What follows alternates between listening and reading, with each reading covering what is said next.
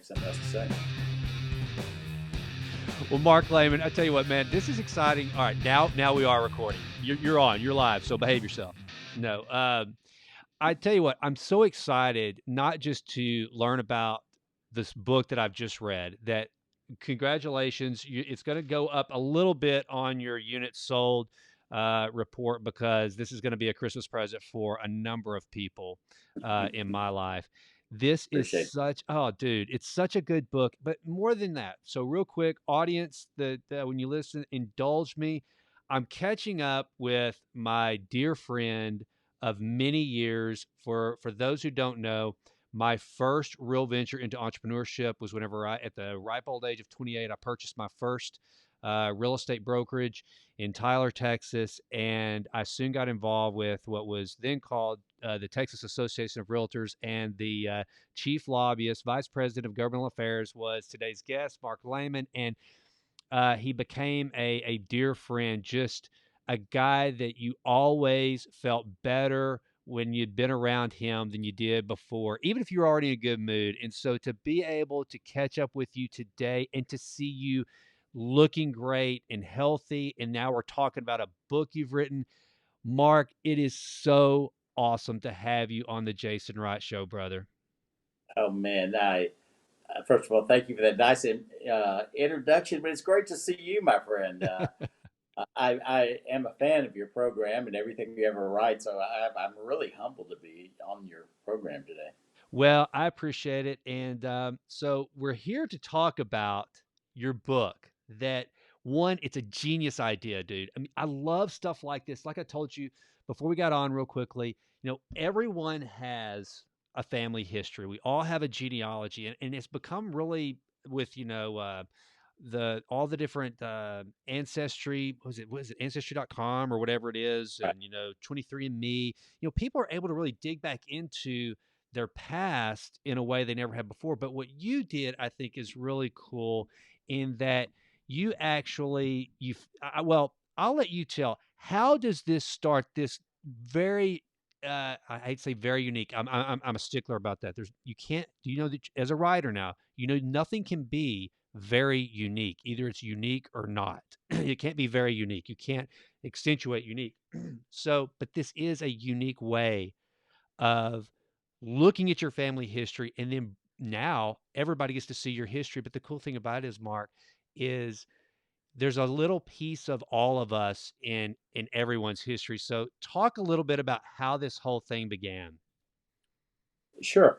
Uh, it wasn't the book that I had retired to write, but it was the one that publishers came calling on. But in 2017, I dismantled my parents' homestead. It was a homestead where they had lived uh, almost all of my life. At least all but 3 years of my life. And the last day, all the furniture was out of the house. I was exhausted. I carried the last box to the dumpster, and there was already a bulldozer sitting outside to tear the house down because we were going to sell it and close on it the next day, and they were going to tear down my parents' homestead. And I found a box of shoebox under my parents' bed that I had. Only reason I didn't throw it away is it didn't fit in that last box I was taking to the dumpster. And I went back into the house, and I was very sort of maudlin. My last time in the house that I'd only known growing up, and I started going through that shoebox, and I realized that it was a collection of letters that my mom had left behind, dating back to 1893 Oh, wow. and going up to almost the present. Since the house was vacant, I laid them across the living room floor. The only thing that was in the house at the time was a nice roaring fire and a bottle of wine and all of these letters. And I realized this is an amazing story of my life. But what really started as my original reason for writing the blog, this started as a blog, Mhm. and what the original reason for writing it was I noticed this was 2017, and the last letter in that shoebox was dated 1998. And I know people continue to communicate. A lot had happened in that decade since then. We had wars, we had 9/11, historic presidential elections, but nothing was written down. And I realized that's when people stopped writing. That's when people stopped. That's when they started using Snapchat and Mhm. Facebook and emails and any other instant sort of communication. And those things aren't saved. And if we don't save our history, we lose something very rich. So that was the original reason for this blog, which became a book. But as I got into it, I found a much higher goal. And warts and all, everybody's family history is an amazing history, Mhm. and it must be saved and it must be shared. And we're not doing that, especially if we quit writing things. It's so easy to delete an email or throw away a Christmas card that's just kind of a glossy piece of paper or something. But you've got to figure out ways to save. So all the way through this book, there are different ways to make sure you preserve your written history, because your family history is something that needs to be celebrated. I thought I had the dullest family in the world, that I started reading how they dealt with massive crises through their lives, of depressions, of early pandemics, and many wars, and interracial marriages, and draft dodgers, and you name it. And I thought, this needs to be celebrated. This isn't something that's hidden. Well, I What tell you, you learn? well, I tell you one of the things that you really reinforced that I have done that, I'm and after reading your book, I'm so glad that whether it was divinely inspired or whatever, because I'm not the brightest guy out there, but when each It was of divinely inspired. well, each of my girls, when they were born, I started journaling to them. And I started it with Rylan, the oldest, on the way, or right whenever we got to the hospital, I started writing to Oh, her. wow.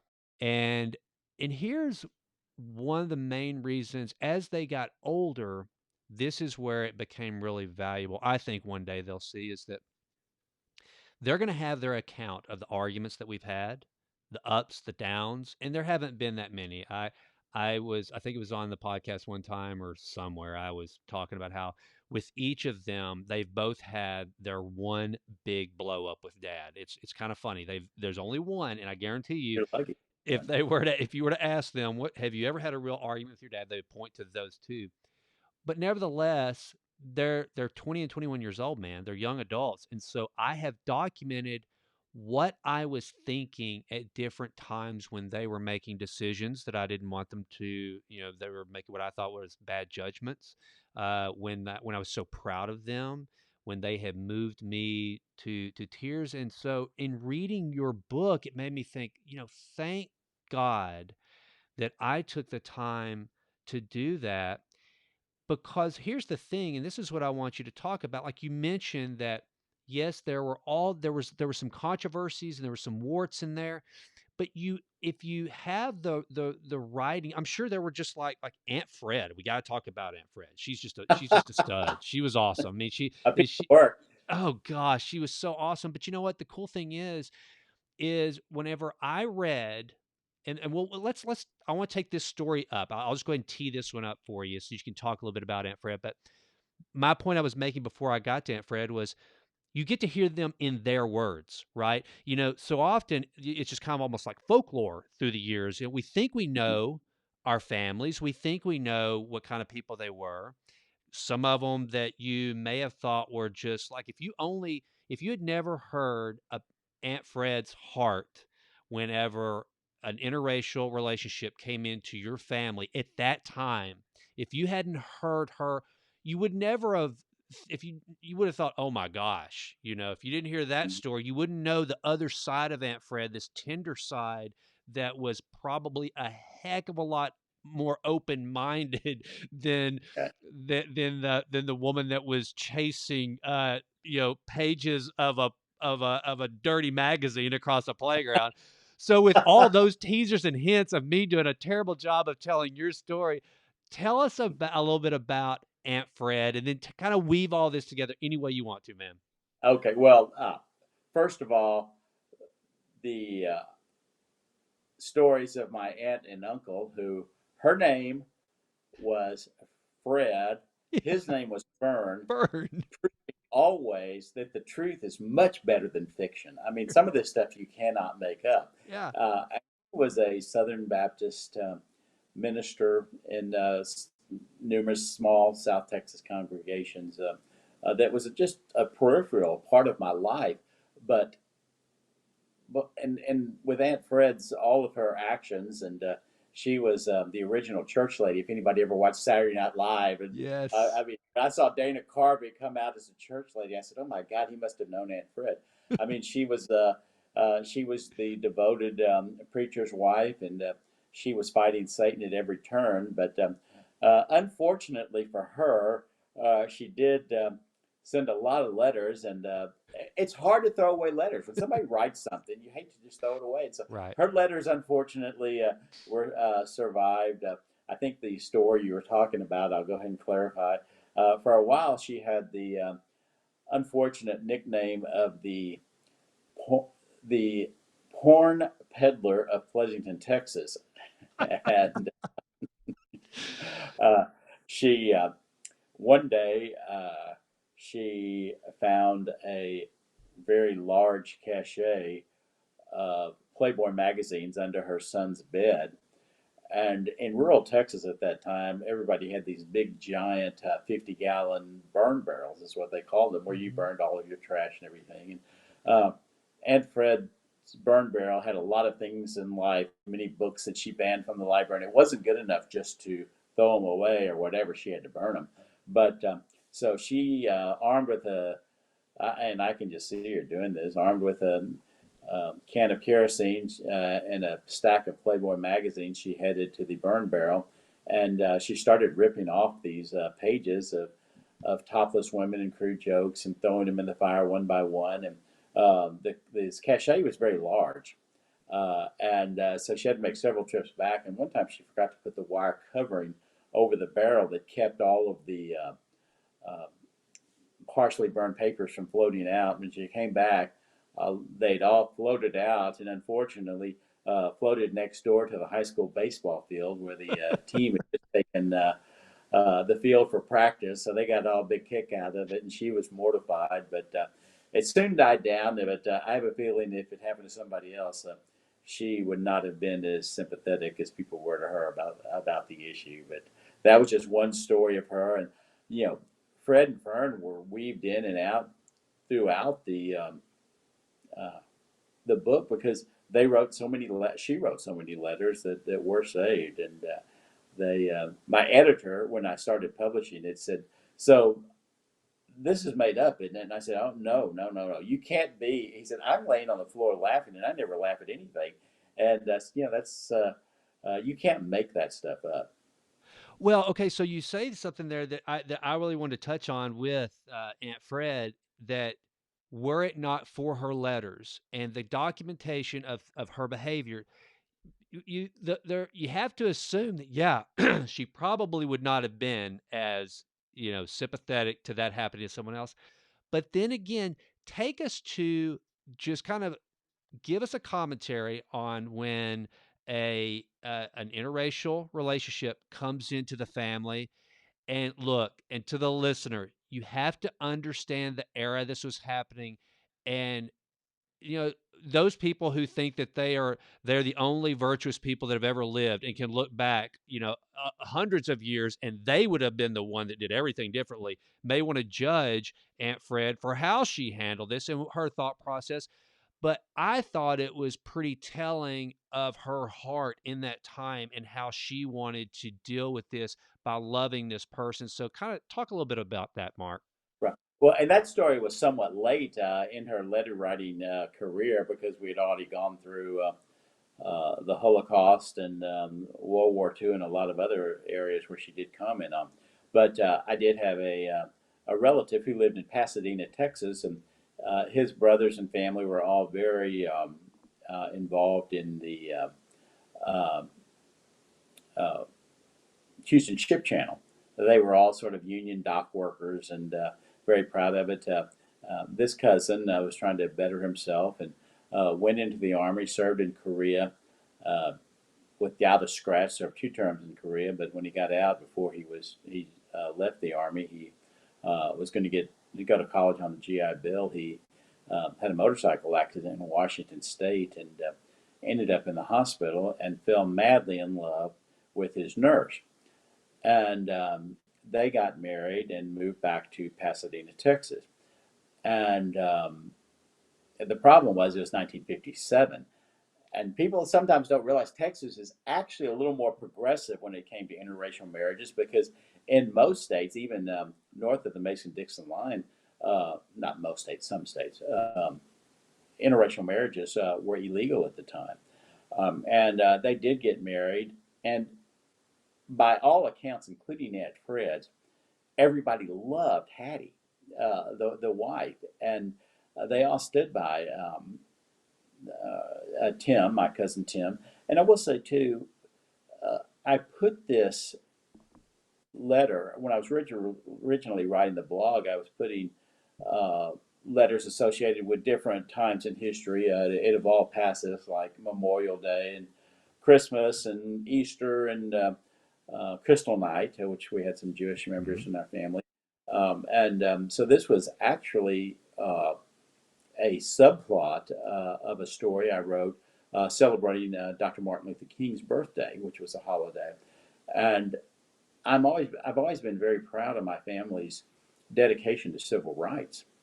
And I realized it all started with them all rallying around my cousin Tim and Hattie. Now, unfortunately, their life in Pasadena was not glorious. They ended up leaving to move to the Northeast, where they both were very successful in Detroit and produced the first college graduate in our family and the first elected official in our family. But Aunt Fred wrote a letter to Tim's mother, and it was well-meaning. And of course, I hope your listeners do realize this was 1957. Yeah. And she wrote a letter saying, uh, Fern and I have met Hattie, and she is absolutely lovely. We can see why Tim fell in love with her. I have a solution to your problem. And gosh, I hope I'm not offending someone. It's again, don't remember the time. She said, a lot of Negroes in our community are now ironing their hair. If she grew her hair long and dyed it blonde, and she's already very light skinned, she could pass as a white woman. Wow. That was her solution to the problem. And she did also go put on a footnote, which I did look up, and this was actually gossip at the time. She said, after all, that is they tell us that is what that Dinah Shore woman does. Yeah. So that was in the letter, that was in the book, and but she I did Hattie and Tim both died fairly early, and their son sent me their letters, and Aunt Fred wrote her all her life, and I thought that was. It was well intended, but again, that's your family history that you need to celebrate, Yeah. and it the way that Tim and Hattie were treated in the blue collar enclave outside of Houston where they lived. One brother got in a big fight at a bar and ended up with a broken nose, and Tim realized that was the time they needed to leave town. But they all became they were all and still are to this day because I've reconnected with them when writing the Shoebox Chronicles. Pretty right wing conservative people, but man, do they believe in civil rights. And part of our family history, which I'm very proud of, was in 1963. They marched with Dr. Martin Luther King in Houston, and it was a peaceful march, one of the last ones he did before he passed away. And their goal was the purpose of this march was to open up the Houston, and I did call the mayor of Houston, and he did reconfirm this history. The city hall had opened up a dining room or cafeteria inside their walls the taxpayers had paid for, and it was whites only. Wow. And so that was the purpose of this protest and this march. And I'm very First of all, I think that that was a very worthy cause, and I'm very thrilled that my family participated in that. And again, that's the type of history that we want to pass down, warts and all. Yeah. No, that's one of the reasons why I wanted that to be a part of this conversation is because, in this day and age where everything is so we want to think that the moment we're living in that we have evolved perfectly, and this is, like if you and I with our mindset now were plopped down in 1957, we would make all the right decisions as it relates to justice and equality and all this. And someone described at one time that when you really stop to go, oh, so if if you were that one person in the crowd that disagreed with the entire crowd, you would be willing to risk your life? I mean, would you really? And have you done that? Have you done that in reality? And so the nuance of that story and kind of the challenges on both sides that came through, and then just seeing Aunt Fred's heart come through. And not just for the love of Hattie, but also the love of her family, and realizing if you love her, I love her, and I love you. And in her, again, 1957 Southern Baptist in the South mind, trying to figure out a solution to make this work. I just thought it was, it's not a perfect story, but no story is, but it's a sweet story. I think you're exactly right, and Jason, this country has been very divided uh, in this last year more than Yep. ever over racial issues. And to me, that is still a growth process. Yep. And I think this shows, if you read it in the chronological order that Hmm. it was taken, that it's a very, uh, I think it helped us get us where we are today. And these are stories that need to be celebrated, Yeah. not not hidden, and or in Fred's case, not burned or something, because it is a progression. And I think that's what is so important. No matter what, this starts out with a quote from Steve Jobs. It says, "You've got to." The book does, and it was just a perfect quote. That you've got to go back and connect the dots of your life to know where you're going, to know where you are and know where you're going. Yep. And I think I'm beyond thrilled with how well the book has been received, and I'm getting a lot of comments and things. And the uh, the unfortunate, well, I did put my home address and my personal cell phone on my Facebook page about the book, and not knowing anyone was actually going to read the book, and certainly not knowing it's become a bestseller, which I'm thrilled about that. But I think again, uh, you know, look at right now. Look at this last year that we've dealt with, and how that might play out in history books in the future. We've had the major Black Lives Matter campaign. We've had this unbelievable pandemic. We had an historical presidential election. We've had these huge issues in Afghanistan. Um, that will be up to maybe one or two authors to show how those are going to be remembered in textbooks, and it may just be a paragraph or something. But I think it is so important for every family to know and to share with future generations, because they'll hear about that. Yep. And this is how we dealt with this election, or this is how we saw this election, or this is how we felt like we were supporting this candidate who was being painted so horribly in history books. So, therefore, no matter what, I mean, it's hard to believe a lot of anything anymore when you watch the news or you look at. I think I'm not here to bash the media, and that's not my goal at all.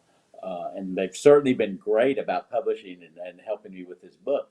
But are we going to let them tell the story, or we have to tell the story? And it's our family story of these issues, which is going to be the only right story. Yeah. And Yeah. that's why what that was what I was trying to accomplish with the Shoebox Chronicles. Well, and let's is philosophically as a way to archive history properly. One of my favorite books, and it wasn't a book at all. It was just a journal. Is Marcus Aurelius's Meditations, right?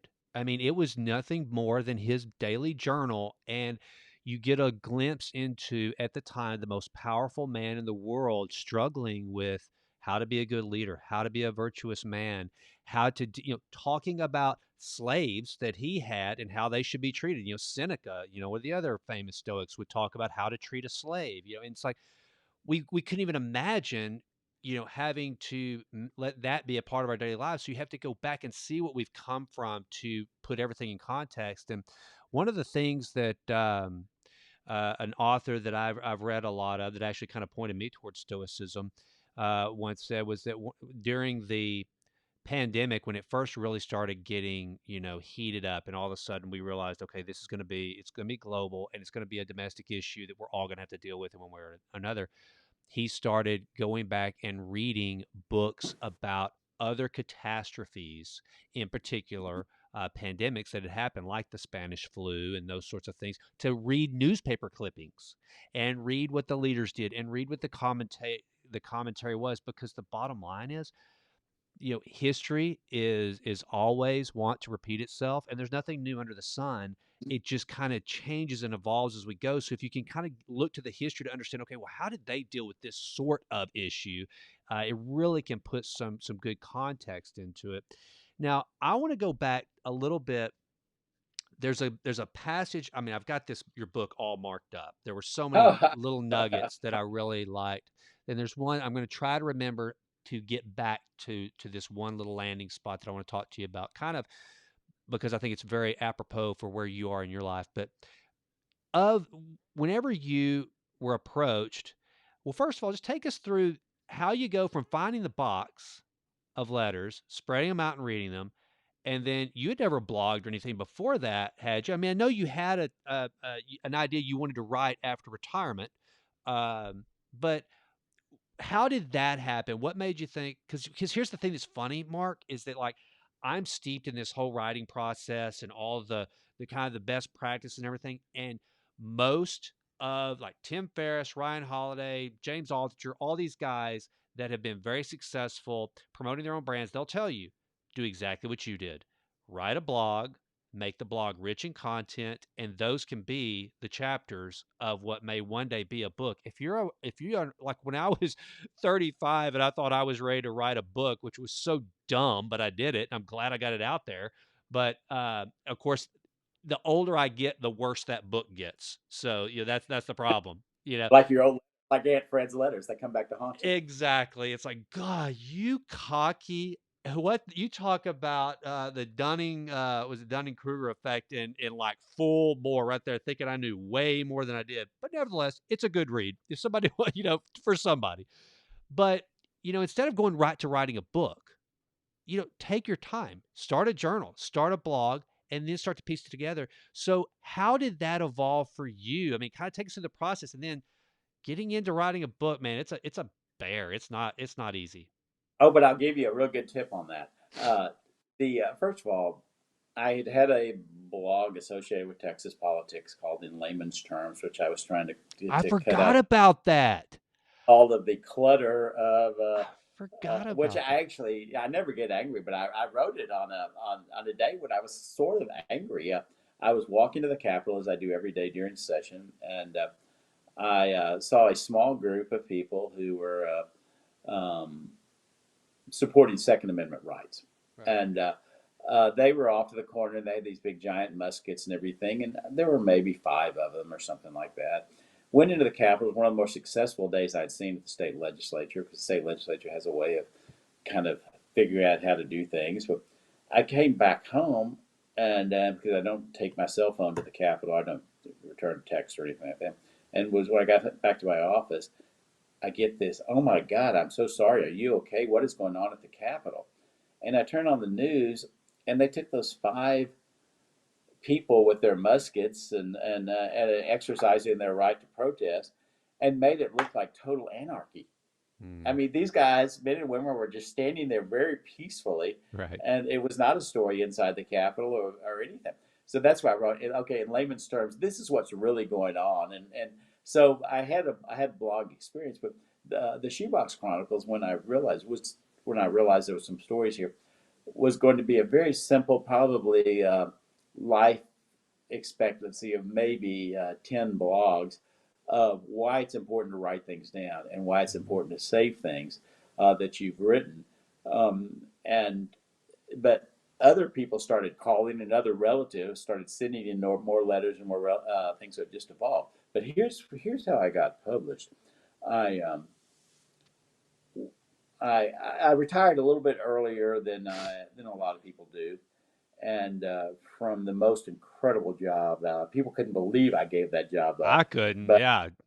it was yeah, it was a great experience. I loved every day of it. But I realized, I think, God, I really feel like this is not what you want me to do.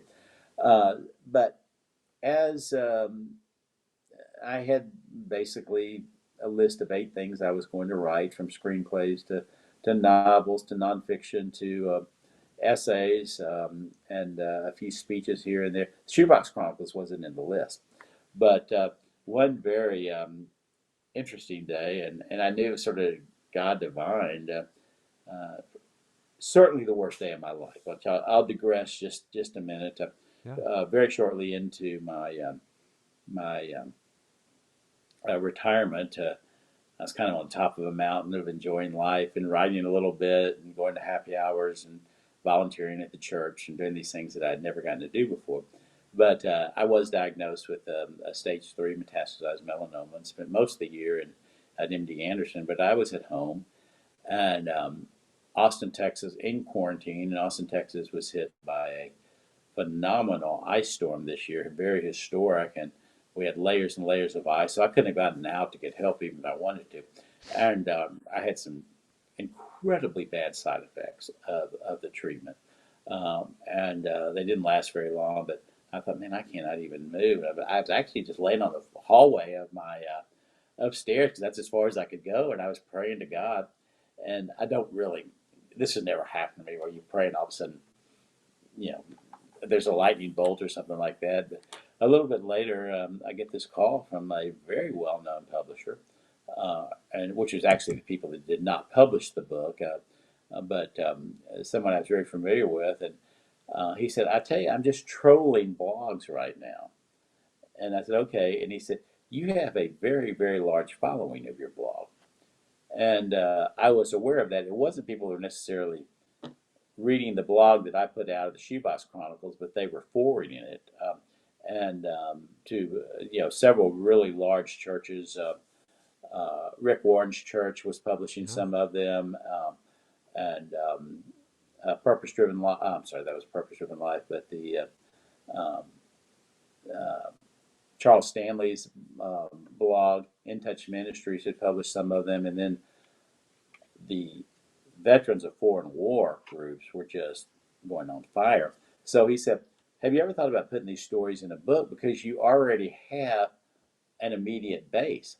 And so I thought, well, that's he wasn't calling. He didn't care about the book or anything. He was just Yeah. looking and said, if you've got over 100,000 people viewing your blog, It's if huge. you let us market a book to those people of the blog, they're going to buy it. Which is why I do joke that but and I think it's kind of bragging that the book was the number one bestseller.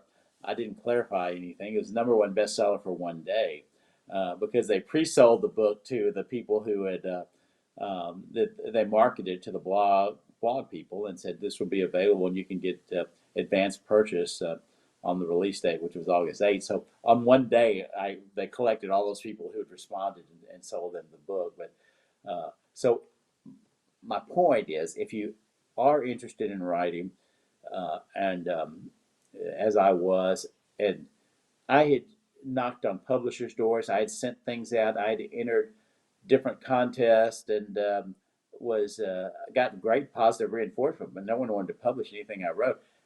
I wrote a blog, and all of a sudden the publishers are calling me, Yeah. and so Yeah. it's a good way of doing it. It's a good way of building your audience, and to be 1,000% honest, um, it's a good way of practicing your own craft of writing, because some of those early shoebox posts are leaving to haunt me because they were pretty bad. But by the time we got to the point where I was putting them in a book, and I had the privilege, I had the luxury of going back and rewriting some of those. For friends who do read the blog, only about 20% of the blog is actually in this book. But see, that's the thing, though, Mark. Everything you just described there are like James Altucher, who is one of my favorite podcasters, authors, thinkers. I mean, he's like a modern day Renaissance man, Mm. and he would tell you to do exactly what you did. And that's the reason why I started this podcast. When I decided to re-release, push play, and do an updated version of the book, I told my editor, I said, I want to start a podcast and a blog. I need to build an audience, because back whenever I wrote it the first time, it was, or the first edition was 2010. Well, social media wasn't what it was. Podcasts Yeah, weren't even a thing.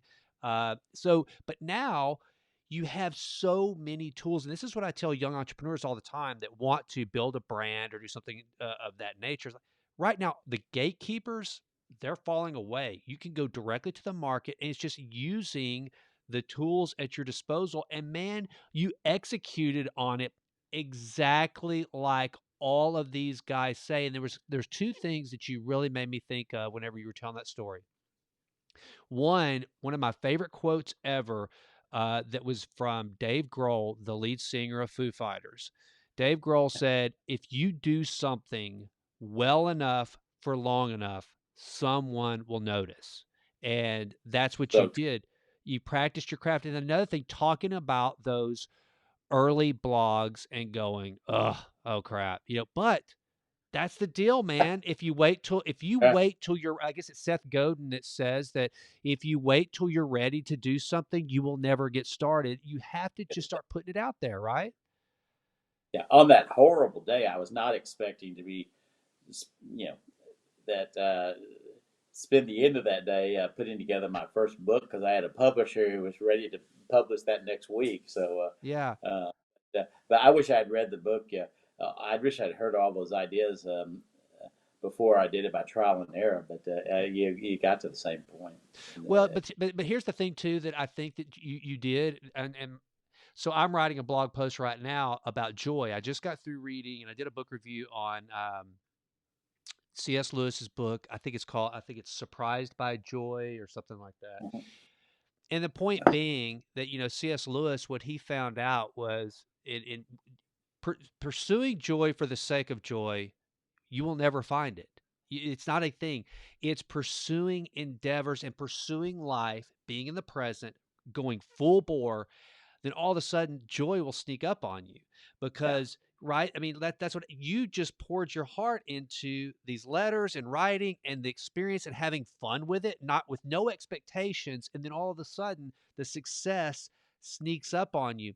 Now here's what I wanted to get back to. I'm so proud of myself that my ADHD mind did not lose my place, because this reminds me so much, man, of where you are. And you touched on it a little bit in your story. And the reason why this is important to me is, I think creating something, building something, making something, I think it is the single greatest cure for your health, for your mental health, physical health, whatever. When you can create something and stand back and look at it.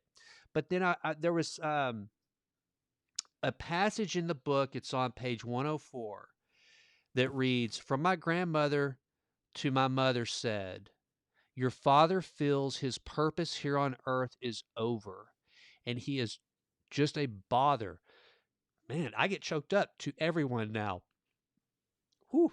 I mean, how many men in particular, and I know we're not supposed to separate out men from the world these days, but how many men feel what your grandfather was feeling at that point, where their utility value in this world, when they can no longer go off to work and lead the family, and no one's coming to them for advice like they once did, and you know they feel this sense of listlessness. Well, you had your dream job, you were crushing it, which, what a bold move, man, because you had a great job, dude. You had an awesome job. I uh, I was I thanked God every minute I was at that Oh, job you for had, that and you were period. so good at it, and it was just a great deal. And to step away because you felt like you were to move into something different. But how important has it been for you, especially, you touched on it, going through the cancer? You've left this great career you had. But by being creative and still pursuing, what has that done for you mentally and physically to overcome the battle that you're fighting right now with the cancer and those sorts of things? Just talk to the listener, because it may not be being a writer, it might be building birdhouses. What has that meant to you? It means a lot, and I want to make sure I answer correctly. The question has not been really asked in that way, and to me, it's so important. Um, well, it doesn't mean just mean a lot; it means everything. The cancer experience, and the and I have to be real careful when I say this because I've got a lot of friends going through it, or have been going through it, or they're touched by a terrible, terrible tragedy. The cancer experience was the greatest was the greatest thing that ever happened to me, Mm, uh, because ultimately it got me where God wanted me to be. Yeah, I was mm. kind of on a mountain when you're talking about the Yeah, job and leaving the yeah, job and everything, and ended up in a pretty big valley, yeah. and where it's just me and God. Mm, But as I talk to people constantly, and I will be in a cancer ward, soon as COVID lets me do this, uh, or a waiting room, or anywhere I can go to visit with people who, in this particular case, or what it doesn't matter what's going on in your life, but it's take whatever is bad in your life and take it and find something to channel what you're going through, whether it's just baking, or whether it's volunteering, whether it's deciding to go back to school, whatever it is that you wanted, you've got to channel that. Of course, as you know, I'm very faith based too, but I think that all I'm doing, I mean, and I had bad cancer. I mean, I had uh, I realize now how bad it was. I was just sort of living it, and my doctors were. I was down at MD Anderson, which is the best hospital I could go to for what I had. They were, gosh, I think we can get through this. I think you're okay. I think we're 50-50 here, but your attitude's going to make a big difference. Well, what made the difference was being able to channel. And they kept saying, God, you got this incredible attitude. Well, I wasn't sitting there focused on that cancer every yeah. day and those god awful reports and those scars and those painful side effects. I was focusing on something else. And again, I thank God for it. I do. Well, I will say, every day when I went in to sit down to write, and I did write every day, and there were days when I couldn't even walk. I mean, I and it was quarantined, and so I couldn't get any people over here. I had a band, an exercise band that I would swing around the the leg of a bed, and had that, and I would use that to pull me to my laptop sometimes when I couldn't take that last two or three steps. So it was bad, but I always started, and um, paraphrased Psalms 19, and which says, "Dear Lord, may the words of my mouth and the meditations of my heart be acceptable in your sight." And I would say, Dear Lord, may the words that I write be acceptable in your sight. And then just sat there for a while until I felt like I was in tune with the Lord, started writing. And that made cancer nothing. I mean, I never even thought about cancer anymore unless I had to go in for a treatment or something like that. Yeah. It was a belief and an attitude.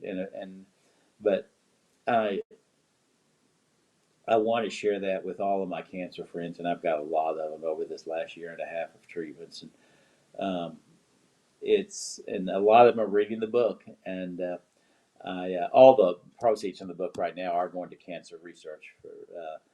At this, I'm not taking any profits from this book. I think when God writes a book like that, I basically was just there typing it. It's hard to take money from it, but I, if I could say anything, channel your, you know, none of us know how many more days we're going to have in this world. But when you're going through a major health crisis, um, you really don't know, and you're really questioning it. And if you're not going to follow a dream, then you're not going to follow it. And the second you start following your dream, it's the pretty much the only thing that's important in your life. I probably answered that way longer than you expected, and No, probably direction, but no, I no, no. apologize. I'm that's me Dude, right now. no, Mark, that's what I wanted because look, this show, I want it to be a force for helping people to see. I mean, I had no experience at this, and I had no idea that I would ever get the listenership that I currently enjoy. And like you, I don't do it. I don't do it for the money. I don't make any money off this podcast. I do this because I love to hear stories like yours, and I want to use this as a way to encourage people to go find something that will take your eye off the misery that might be around you. Because we have enough people keeping an eye on the misery. Don't worry. There's plenty of people keeping a close watch on every freaking thing that is wrong. But man, when I go, I get to the good fortune of speaking to undergraduates at least a couple times a year, in particular at SFA, my undergrad alma mater. I'm not smart enough to go back and talk to the SMU guys where I went to graduate school, I guess, but SFA, they'll still claim me. And so, so I tell them, and they're a bit surprised at times because of what they hear in the news and what they see on television and social media. And I say, you know what? This is the single greatest time of the human experience. If you're not excited about being alive right now, then you're in trouble because it's never been this good. We have Right. so many things that we can pursue, and it's not about money. And that's the thing too. It's like I said, if you pursue money for money's sake, some people will crush it. But rarely will someone that pursues money and be materially successful also have peace, contentment, a loving family around them. They That's not the case. It's those stories of the people that they just pursue something that gives them a passion. Then all of Yeah. a sudden the bad stuff sort of fades, and you never know, you just might end up having somebody go, "Hey, have you ever thought about writing a book that can be even more purposeful where you can spread it and you can help with people that are in your situation?" And that's the thing, man. That's why I wanted to go there with your story in particular, because it's not like you just were like, well, I'm retired. Now what I do? And oh, look, because what your grandfather felt, that is a cancer of the soul that so many humans have when they feel like they're worthless, they have nothing left to offer. And what I want people to understand, what I'm so passionate about, because I've been through those valleys in my life.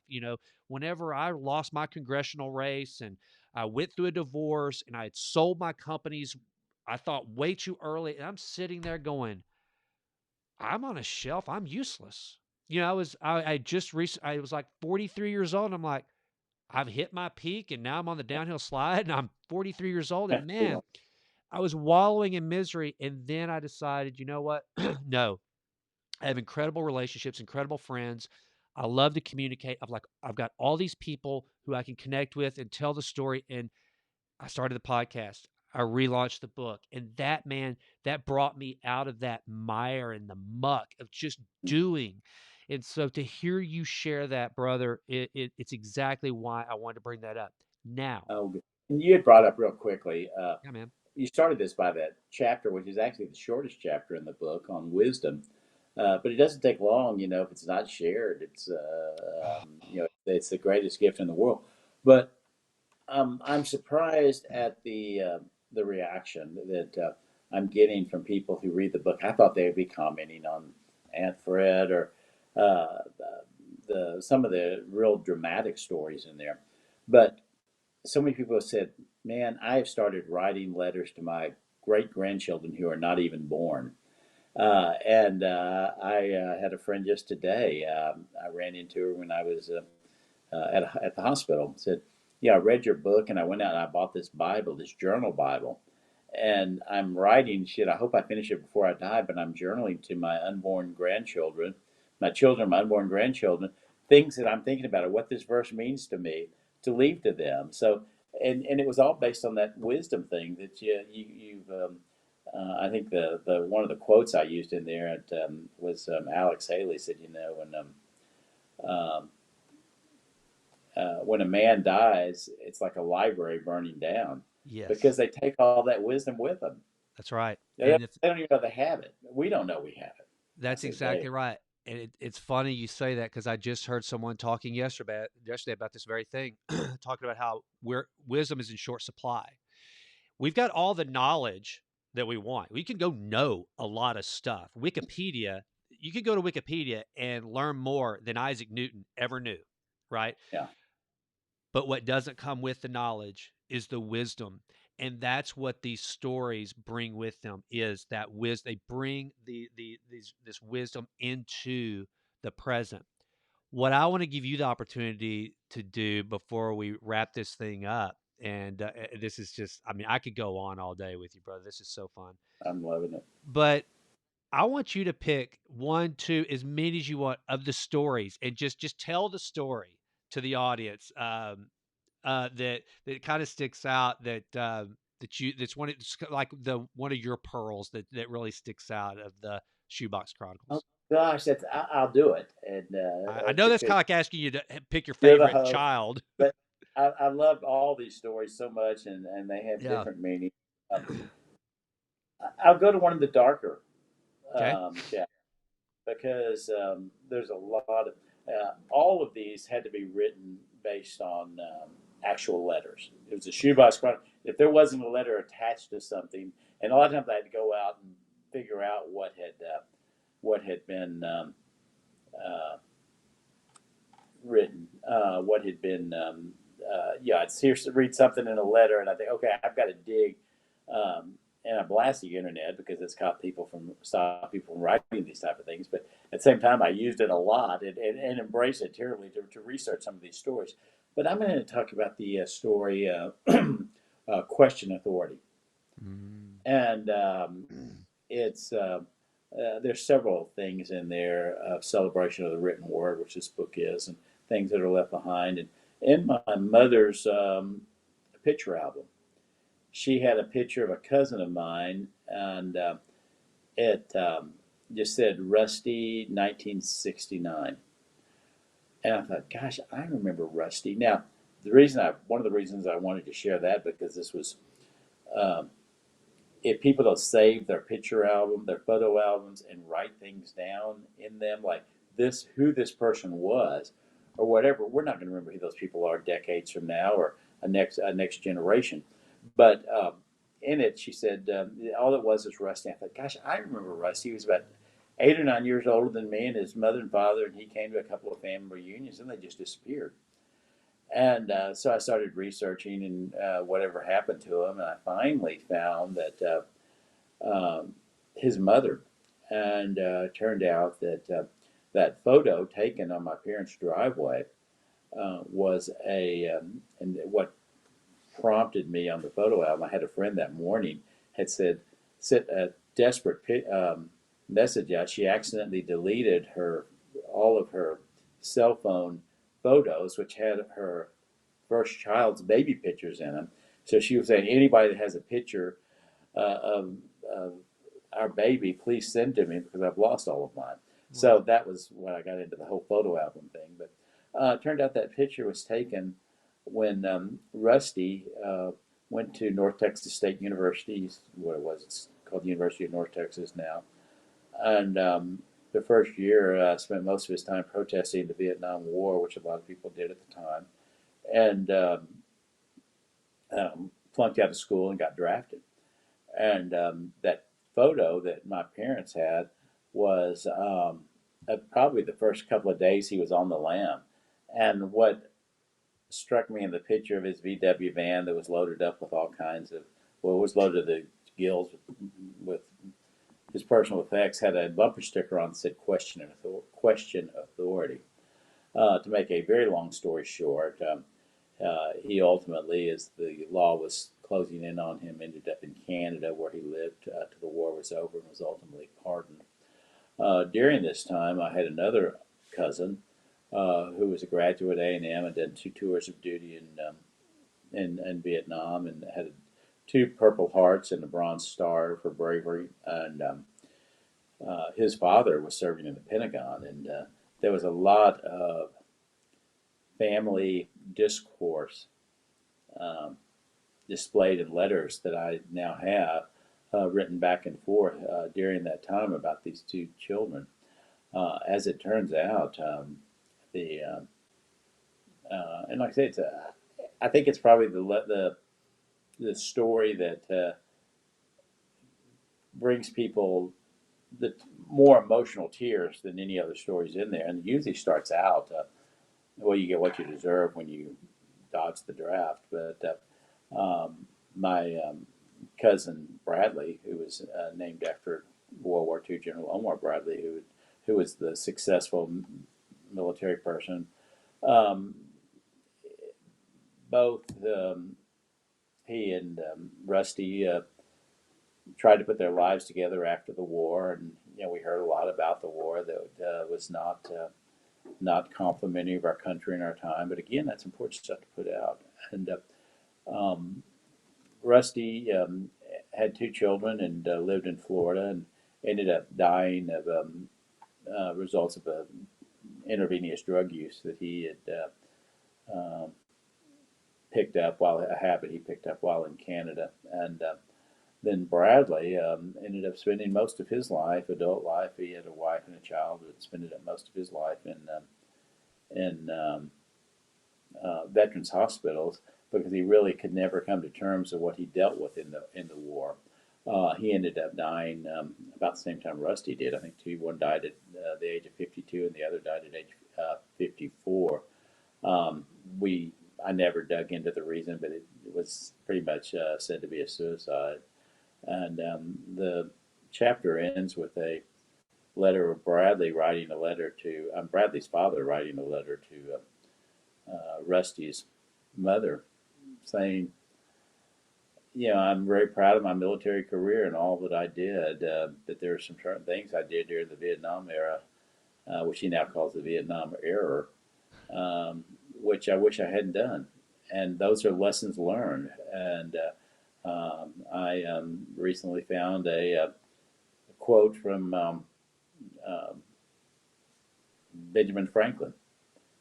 When they were writing the Constitution, he said, "We all must question authority." So I framed it on my wall with all my other collections. Again, it's an ugly story, um, but it's a story of family and a story of family during a terribly troubled time. We'll all read about Vietnam and the mistakes made, and um, during that growth history for our country. But at the same time, if we don't share those stories, we don't write those stories, we don't save those letters, we're not going to hear the human side of those stories on both sides of the issue. Well, and I'm glad you told that story. That was one of my, as dark as it was one of my favorites because I didn't see it coming. Whenever Yeah, I first started reading about Bradley, I thought, wow, this is just a contrast of what families were dealing with, and then to hear what his of his demise at the end, it was like, wow. So this in many ways, this war had destroyed two lives, but in two totally different ways. That was. I'm glad you brought that one up. That was a very good one. Well, all right. I had So to pry those letters out of their parents. I mean, they're all in their 90s now, and they were not sure about it. And I said, this story has to be told. no, it I was wouldn't have written the book if I had not gotten that story. really well. I that makes sense because it was like again, it kind of it snuck up on me. I had no idea that that's the way Bradley's life would take a turn, and that was not unusual for those guys. Well, Mark, dude, this has been a blast. I mean, Back now at now we've got to figure. I hope the next conversation is going to be whenever you've either sold the. As a matter of fact, there's so Joe Newcomb, who is a friend of mine. I was actually um, about to help produce a movie, and I got to meet this guy named Joe Newcomb, who is one of the nicest guys on earth. He was one of the main financiers of Dallas Buyers Club. First movie the guy ever finances becomes an Academy Award winning movie that changed Matthew McConaughey's life. And he actually has a studio there in Austin. And I'm thinking that I need to introduce you to Joe Newcomb, and we need to sell this as a series, man. I mean, I hope that's the next conversation we have is that Netflix or I'm up for Private's picked it anything as up. long as Uh, God gets the glory. Amen, brother. Well, I love it. And so where can people find out more about the Shoebox Chronicles? Where are you? What's your social media, Facebook, anything you want to share so that people can dive in and learn more about this? Well, the best place, because I have everything, including my cell phone, on there, is www.marklehman-writer.com. And yeah, marklehman-writer.com. And I would start there. The book is available on numerous sources. It is in most Target stores right now, but I've sent several people to Target and they were sold out or couldn't find it. So I'm still referring people to purchase it through Amazon.com. They have a very quick delivery service, and I'm just so humbled that people are reading the book and enjoying the book and getting something out of it, because that was my goal. Well, it's awesome. And for those of you watching on the YouTube channel, there it is. There's the book, The Shoebox Chronicles by my dear friend, Mark Lehman, man. I'm so By the proud way, of you. that actually is the shoebox in the original letters that I found Oh, when really? Oh, let me pull that yeah, back up. I didn't. yeah, That's it. that's it. That's not just something they found on Canva, huh? That's awesome, No, dude. that's the letters, and yeah. That's so cool. I'm so glad I say that. I mean, again, that thing came from within one hair of being thrown away. Wow, that is so cool. Well, brother, all right. So like I told you, I was doing something new, so I'm gonna stop recording on all three places. Sit tight, and I want to say goodbye properly. So bear with me. But before I do that, if you're watching on the YouTube channel, thank you so much for checking out the Jason Wright Show with me and my friend Mark Lehman. Go buy this book. It is. I told Mark before we got on, this is a book that I am most definitely going to be giving as a gift this Christmas. It is a great, great chronicle, as the title would indicate, of not just Mark's family, but of all of our families. We can all relate to it. It's a terrific read, so I highly suggest it. And with that, as I say, always go out, improve, always and always. And thank you so much for tuning into the Jason Wright Show. I'm Jason Wright. I'm out.